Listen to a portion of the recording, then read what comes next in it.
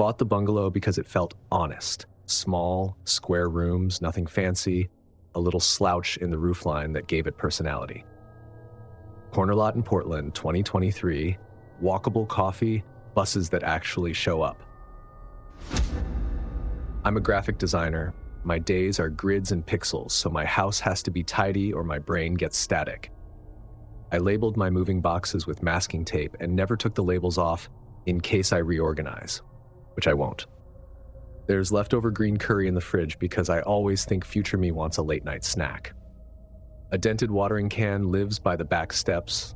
A yard sale rescue I keep meaning to repaint and never do. Nights, I do a lap. Stove knobs, outlets, back door, bedroom window. The sash on that window sticks a little, so I push it down hard, click the lock, and set one of those cheap contact sensors I bought in a 6-pack. I angle the blinds so if someone looks in from the street, all they see is slats and a triangle of wall. It makes me feel like I'm smarter than whoever's out there, even if whoever is probably just raccoons. 3 mornings in a row, the same thing. The bedroom window is just barely up. Not open, more like a breath. Enough that the contact sensor light is red instead of green. The screen is still seated, the lock still flipped down like I left it. I told myself it was settling, humidity, whatever. Then I noticed the chalk marks I drew on the frame when I moved in.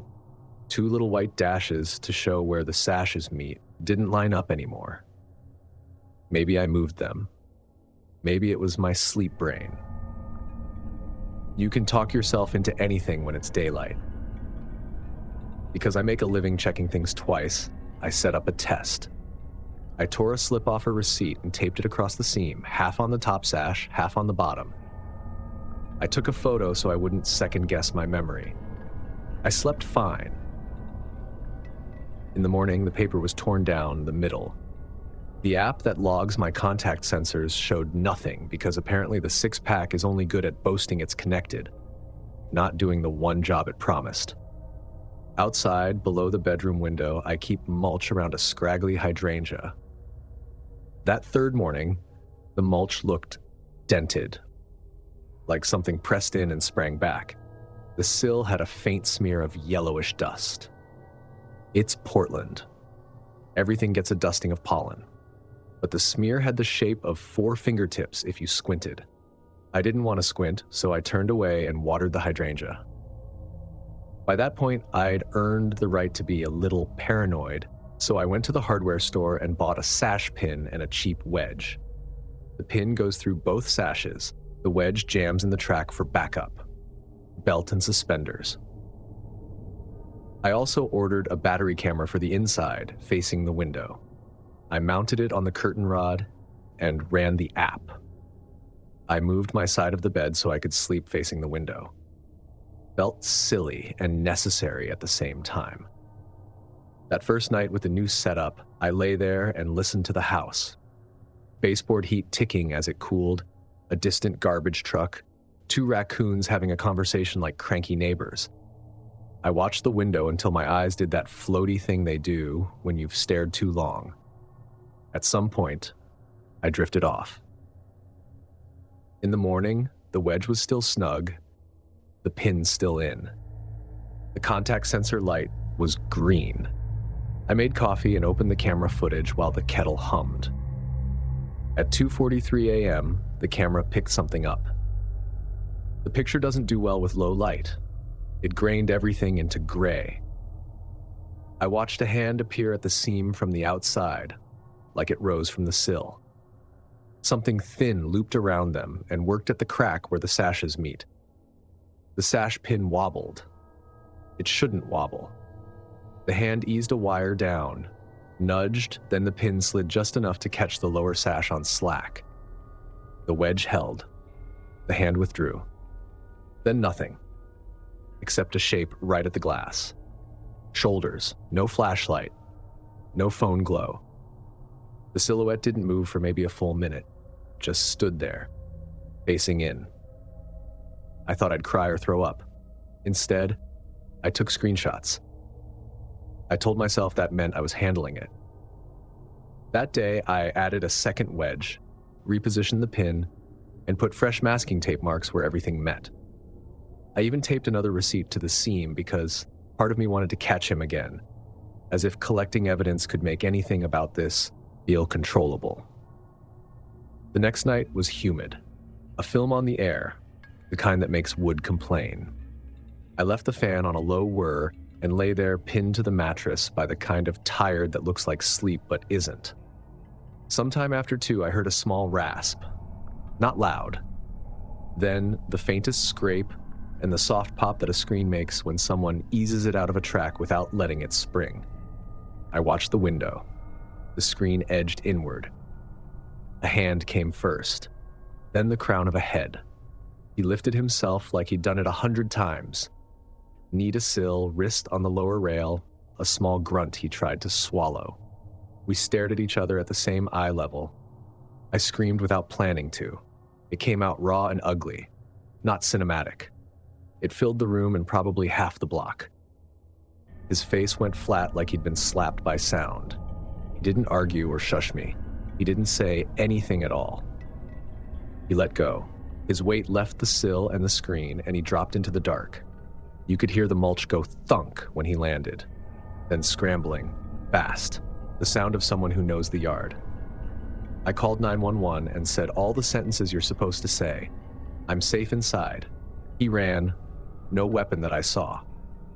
The police walked the yard with flashlights and came inside to look at the footage. They were tired and nice. In the mulch below the window, they found a heel print planted in exactly the part of the bed that always looks kicked up. One officer looked at the print and said, "You weren't imagining it," not like a question. For the rest of that night, I couldn't make my body lie still, so I made lists. Keyed sash lock, internal wooden stopper. Second camera facing the yard instead of the window. Trim back the hydrangea so there's nothing to hide behind. Tell my neighbor with the dog. Sleep at my friend's. I ended up on the couch with all the lights on, pretending the glow was making the house safer instead of just showing it off.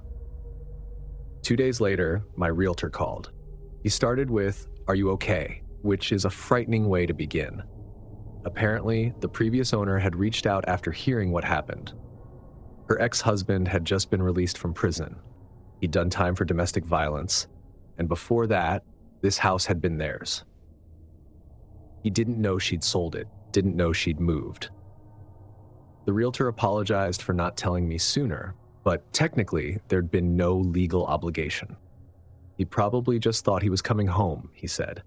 He sounded defensive and guilty at the same time, which is a trick I didn't know voices could do. I spent that afternoon at the hardware store again. Internal stopper, a block of hardwood cut to length, painted to match the trim so it doesn't make me feel like I live in a barricade. Keyed sash lock that can't be jimmied with a wire.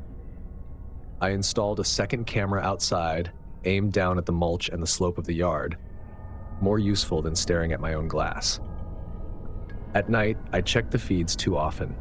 The app showed me a neat timeline of all quiet that looked like control, even though it wasn't.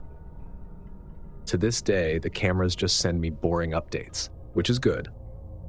I rolled a towel and tucked it tight into the track. It's for drafts, I told myself. It's practical.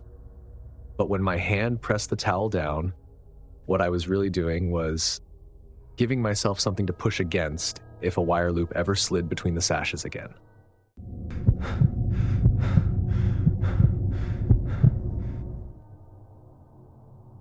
I rent a 2-room place in Raleigh behind a dentist's office. Not much to brag about. Thin walls, a window unit that thinks it's a philosopher, and floors that complain when the weather changes. I work nights at a salon, so I'm on a vampire schedule. Get home around 10, eat something quick, shower, try not to wake the neighbors. Dinner is usually a breakfast burrito I reheat in the pan because I like the tortillas a little crisp. I keep my tips in a mason jar in the bedroom closet behind a shoe rack because who's going to look there besides me? The smell started on a Tuesday night. I was closing the closet after grabbing a sweatshirt and something hit me in the face. Plastic left on a dashboard. warm and sour. Didn't feel like danger, more like the air had a past. I pulled everything out: the hamper, a tote bag with winter scarves, a box of old flat irons that still work if you jiggle the cord. I sniffed the shoes like a weirdo. Nothing obvious. I sprinkled baking soda, put a bowl of coffee grounds on the shelf because I read that on the internet, and called it handled. Next night, the smell got stronger, and it wasn't there during the day. I checked before work. Nothing. Only at night, and only when the closet door was shut. That pissed me off in a petty way, like the smell was doing it on purpose.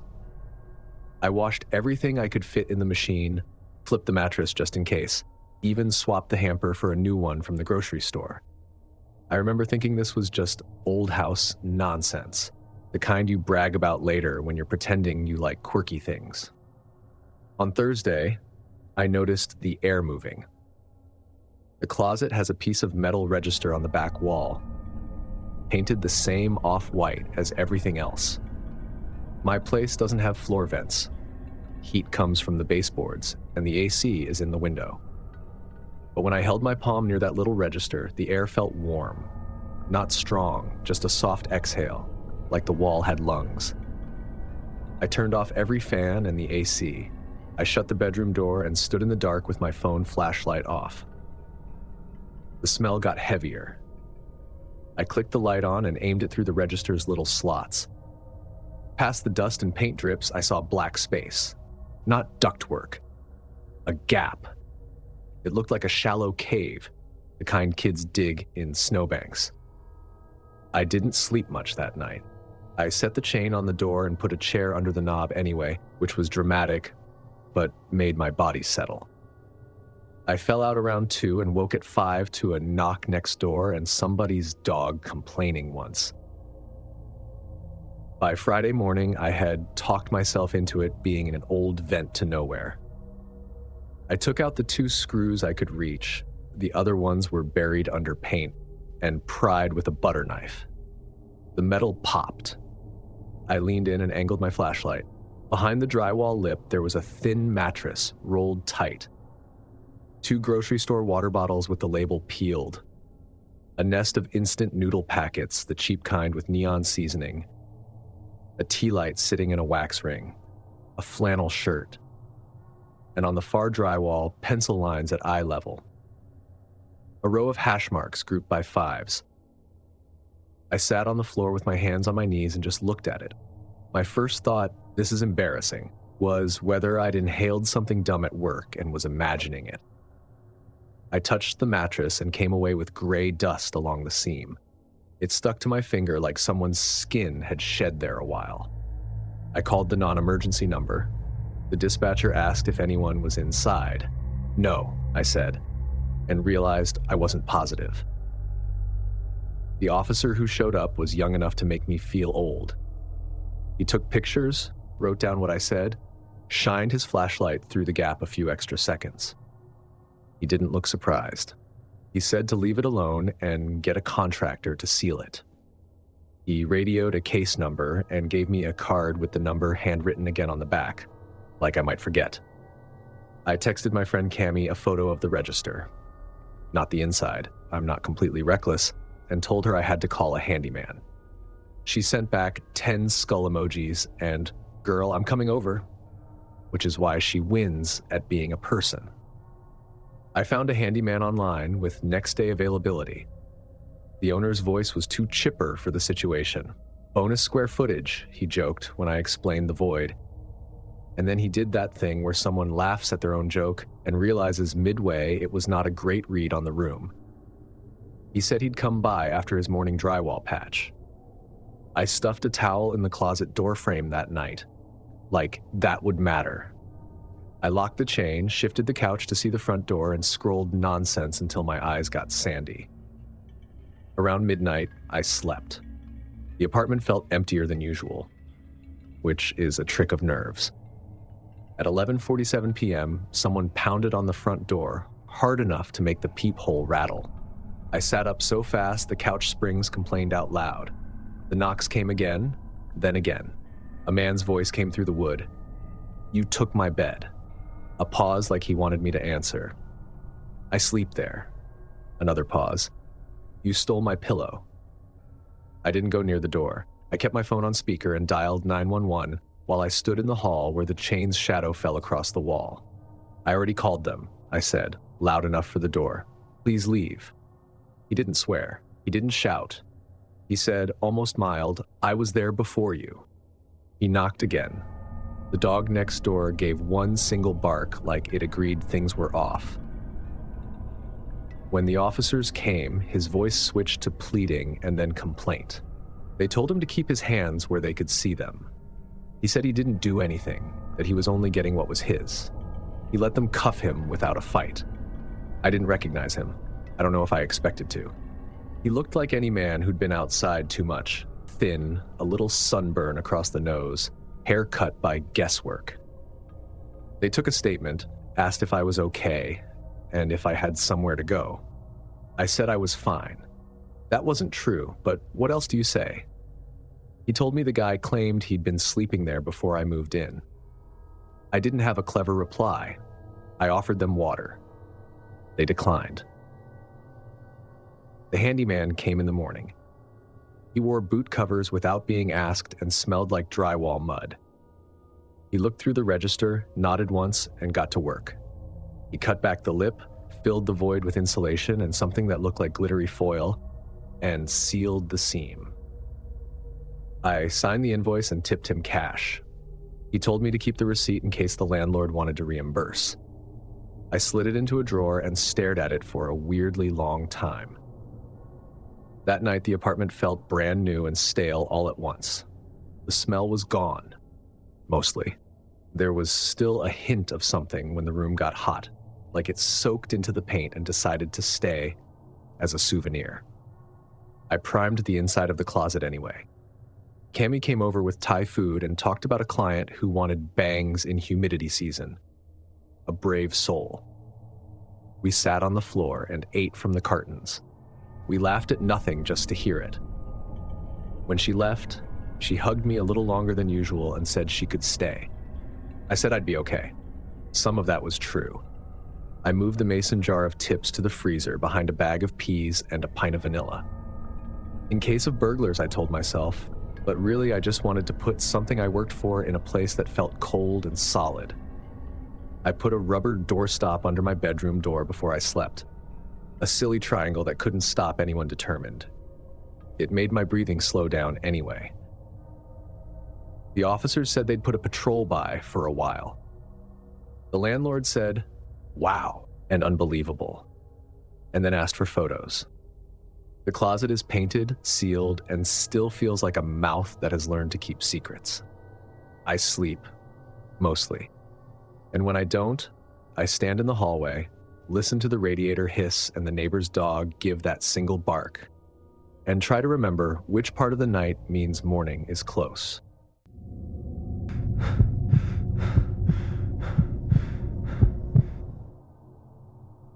I bought a single-story ranch because it fit the spreadsheet.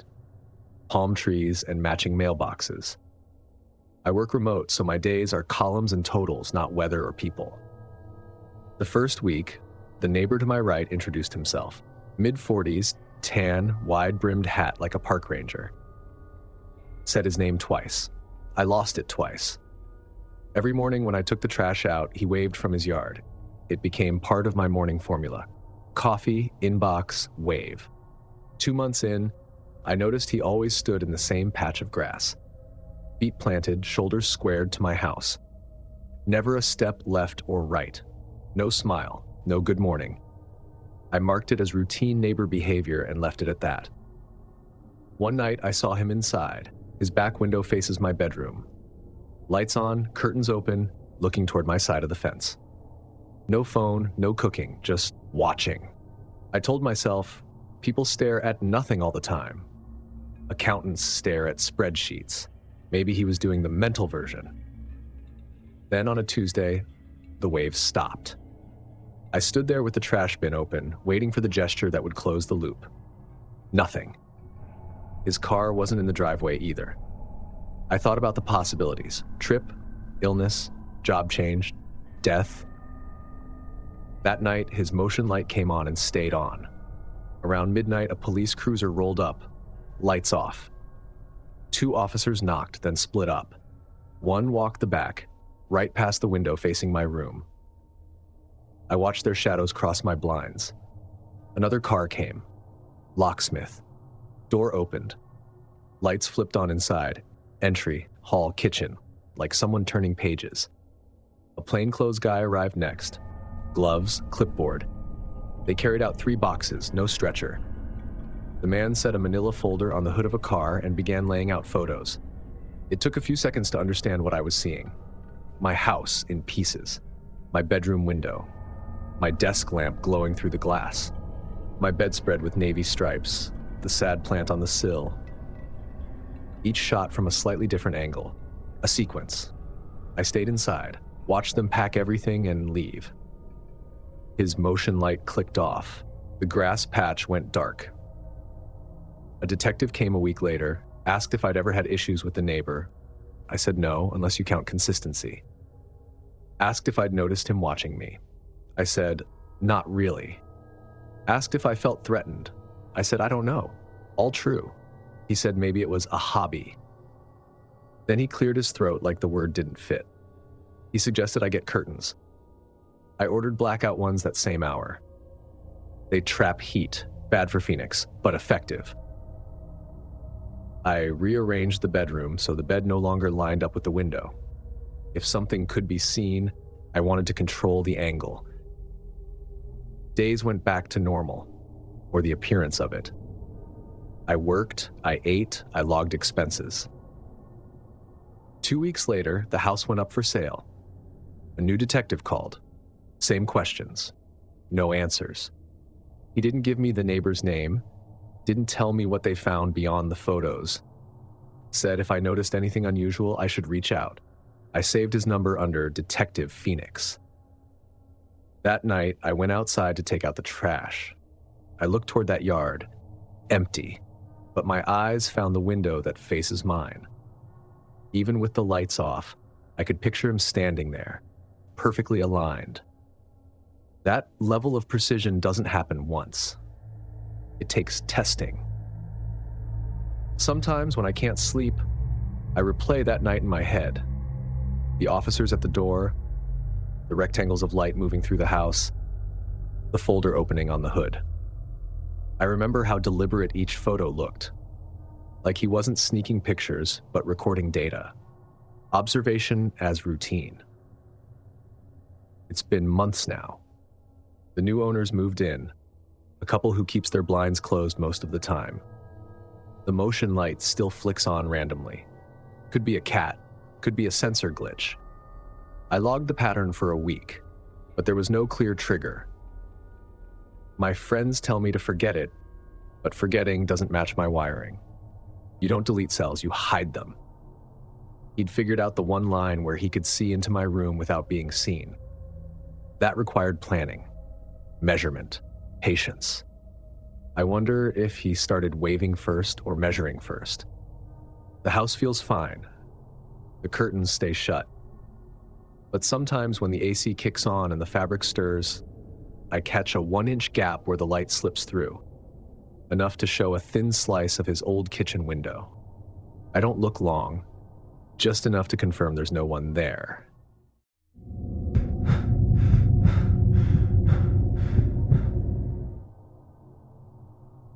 I litigate contracts.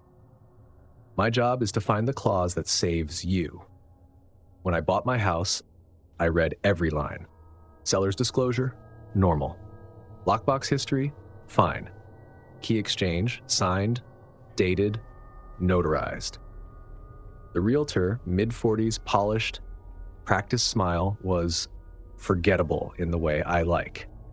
I was having a tough week at the office and asked him to send someone to change the locks and deliver the house to me with the new keys. It's a 1960s single story in East Dallas. Smart floor plan, even light, switches where you expect them. I labeled breakers, stocked the pantry, set my desk by the window facing the street. Not joy, relief. After years of other people's chaos, I had possession. The first odd thing was nothing you could point at without sounding particular. I came home after a motion hearing to find the living room lamp on. The one I don't use, a brass spindle with a drum shade I keep for guests. My blazer was draped across the chair, with one sleeve over the seat, like it had been tried on, and a water glass sat left of the sink. I always set glasses on the right to keep the cutting board space clear. I corrected each one. Lamp off, blazer refolded, glass rinsed and moved. I told myself I'd been rushed that morning. I was not rushed that morning. I did a thorough and careful sweep of the house, but didn't find anything else out of place. That night, I ordered a camera. Nothing dramatic, just a discreet one that looks like a smoke detector. I mounted it above the bookshelf, aimed toward the entry and the living room, where every path in the house briefly converges. I didn't check the footage for 3 days. Work was heavy, and the habit of coming home and resetting small things became background noise. Thursday morning, I opened the app. The timeline scrolled with the neatness of a spreadsheet. Gray bars for nothing, blue marks for motion.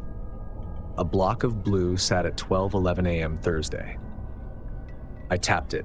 The front door wasn't forced. It unlocked. A tiny quiver of the latch, then the door opened. And then came the part that made me feel nauseous. A man stepped in with a careful economy like he was avoiding squeaky spots he already knew. He closed the door softly, turned, and took off his shoes. He placed them side by side, toes aligned on the mat. He didn't pull out a phone. He didn't look around. He stood in the living room. I felt something sharp and small move through my chest, like a thought I couldn't hold still long enough to name. I'd been asleep, in the bedroom, down the hall. Door open, because I always slept with it open. I liked the air moving through. It made the place feel less lonely. And while I was in there, half buried in blankets, trusting locks and walls, this man was standing in the dark in the room where I keep my coat and keys and coffee mug. The idea didn't register as danger at first. It landed as confusion, then disgust, then something deeper that made the air around me feel wrong. I caught myself looking toward the hallway even as I watched the footage, expecting movement. He wasn't doing anything, and that somehow made it worse. He stood with his arms at his sides, head tilted slightly, like he was listening to the house breathe. Every so often, he turned toward the hallway that led to my bedroom and just faced it.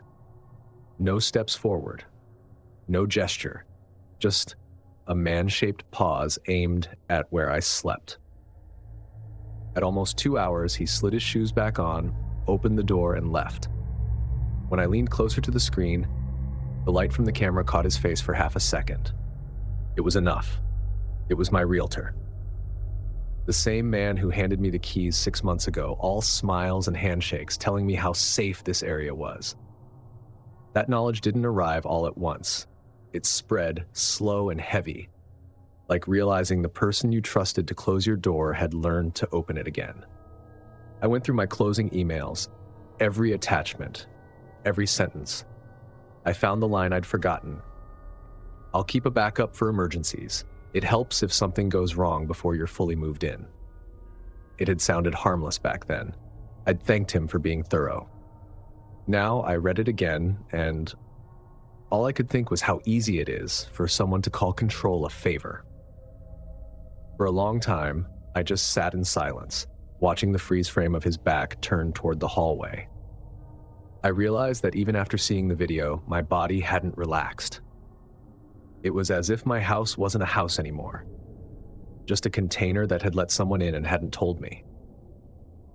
I called the non-emergency line and made an appointment to speak with an officer. I explained that I had camera footage of someone entering my home without consent. The dispatcher asked, "Was there any property damage?" I almost laughed. "No," I said.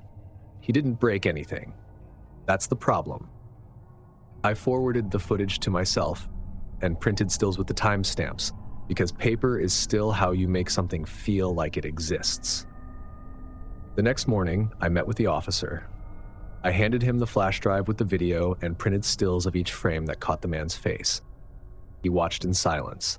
Then he paused it on the shot where the man faced the hallway and said, "You sleep that direction?" "Yes." "You recognize him?" I nodded. "My realtor." He didn't ask me if I was sure. The footage made that question irrelevant. He asked if I wanted to be there when they confronted him. I said yes. I wanted the record, but more than that, I wanted to look him in the eye and see what he looked like when he ran out of explanations. We met at the realtor's office 2 days later. The conference room had a framed poster that said something about home being a feeling, which landed sideways. The realtor walked in with the busyness of someone who thinks pace can outrun consequence. He looked at me, then at the officer, and tried to smile. I laid the printed stills on the table, each timestamp in neat black font. He started talking before anyone asked him to. Said he'd been doing routine security checks. Said there'd been break-ins in the neighborhood. He even tried to frame it as concern, like I should thank him.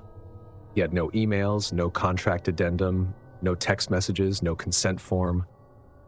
The officer asked, "Why at midnight?" The realtor looked at the table. Silence did more than any speech could have. We filed the police report that afternoon. The realtor was charged with trespassing, along with a temporary restraining order and a formal complaint with the real estate board. I went home and replaced the smart lock with a manual one I could hear turn. I added a door bar and had every keyhole re-drilled. But that night, even with new locks and legal measures, the fear didn't dissolve. It just changed shape. Because no matter how many steps I took, I couldn't stop picturing that while I was asleep. My bedroom door open. A man I once trusted had been standing in my living room, listening to the quiet like it belonged to him. And that knowledge, more than the footage, more than the evidence, was the part that never really left.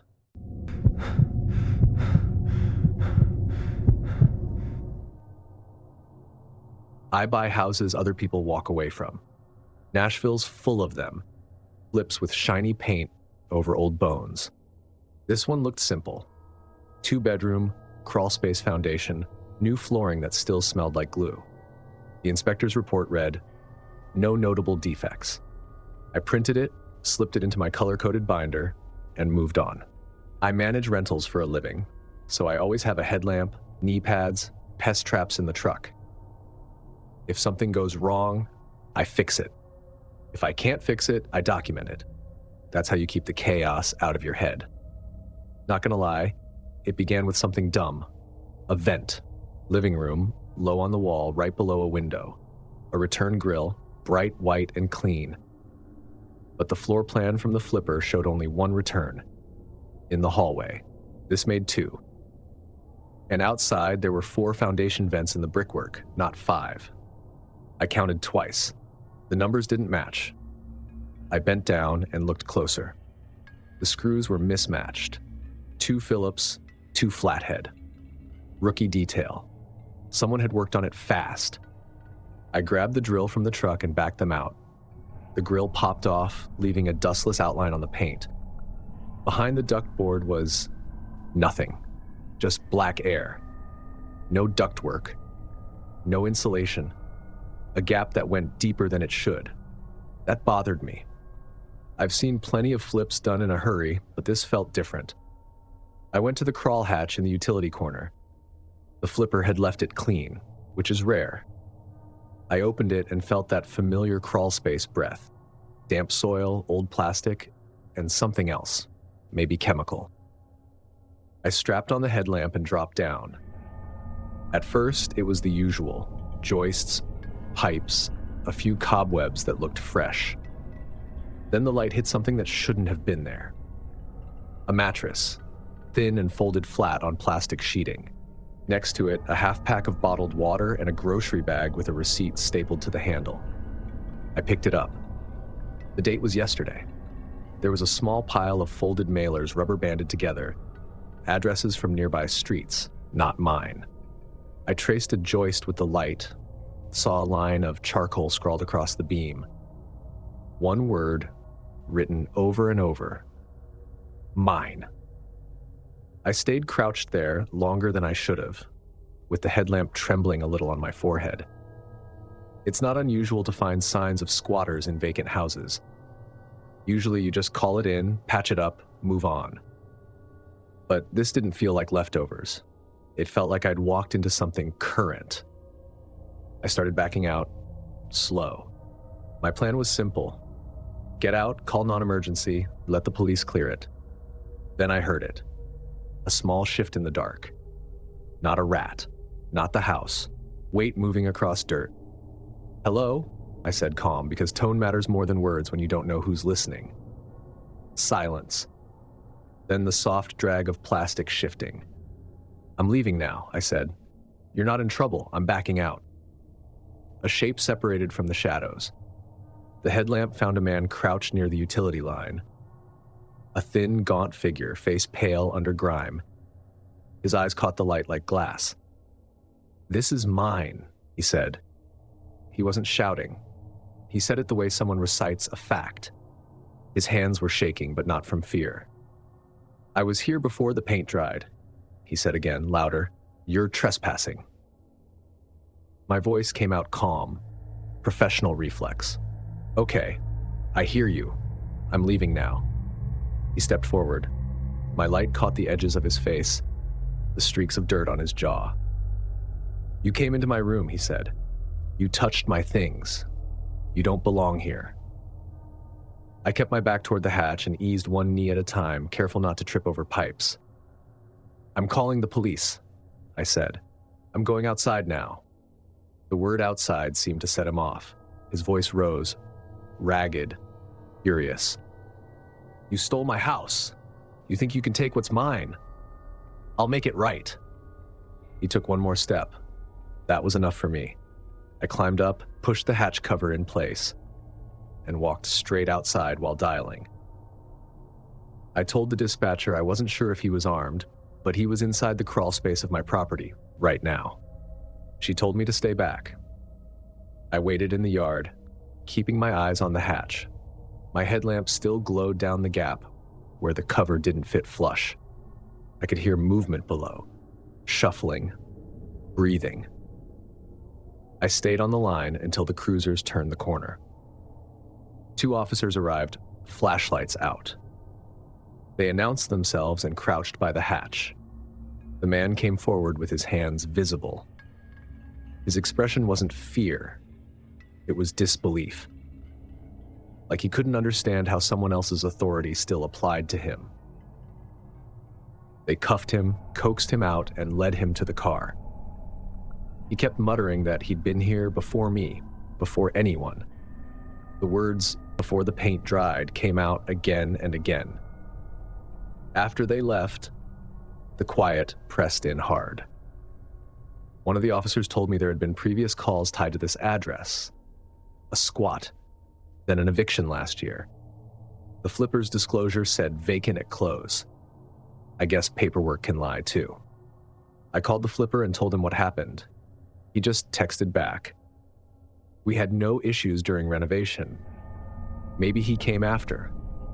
That was the kind of line you put in an email thread so it doesn't come back to haunt you later. I went to the hardware store, bought steel mesh, Tapcon screws, a door bar, and a small security cam. By midnight, I'd sealed every crawl entry and bolted plywood over the vent inside. Still, I couldn't bring myself to leave. I parked across the street in my truck and watched the camera feed on my phone. The frame showed the plywood hatch, the dirt floor, the edge of a plastic drop cloth I hadn't removed. The house looked hollow. Around 3:06 a.m., the motion alert buzzed. My thumb hit the app before I could think. The image came up grainy. Nothing had entered frame. No figure, no movement. When morning came, I checked the mesh. Everything held, no gaps, no pry marks. The smell still lingered. Plastic, candle wax, and damp earth. I'll still rent it out eventually. Someone will put a couch in that living room and hang curtains that don't match, and they'll never know what I saw. They'll think the house just needed some love. I'll hand them the keys, smile like I always do, and tell them the crawl space has been sealed. I won't mention the man, or the word on the joist, or the sound of the drop cloth moving without help. I'll keep the camera running for a few more weeks, just in case. And maybe one of these nights, I'll drive by again and park under the same streetlight. Watch the feed. Listen to the silence. Wait for the house to take another breath. If this video left you checking your windows, wondering who else might have a key, you're not alone. Smash that like button, subscribe so you never miss the next nightmare, and tell me which story got under your skin the most. And if you think the scariest moments are over, think again. These next stories rattled even me. Click now to watch 4 disturbing stories that seriously freaked me out. Thanks for watching. Stay alert, stay safe, and I'll see you in the next nightmare.